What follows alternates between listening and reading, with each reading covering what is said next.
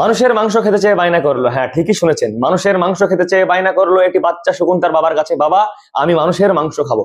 তখন বাবা শকুনটা কি করলো, মানুষের মাংস না পেয়ে এক টুকরো মাংস এনে বাচ্চা শকুনটাকে দিল এবং বললো, বাবা এটা খাও। বাচ্চা শকুনটি খেয়ে বললো, বাবা এটা তো মরা গরুর মাংস, আমি এটা খাবো না, আমি মানুষেরই মাংস চাই, মানুষের মাংস খাবো। তখন বাবা শকুনটি আবার এক টুকরো মাংস এনে বাচ্চা শকুনটাকে দিল এবং বললো, বাবা এটা খা, এটা মানুষের মাংস। তখন বাচ্চা শকুনটি খেয়ে বললো, না বাবা এটা শুকুরের মাংস, আমি এটা খাবো না, আমি মানুষের মাংস খাবো এবং এক্ষুনি খাবো, এক্ষুনি খাবো, আমার এক্ষুনি চাই।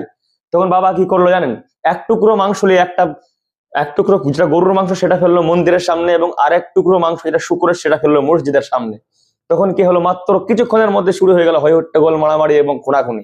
কিছুক্ষণের মাংস হাজারো লাশ পড়ে গেল।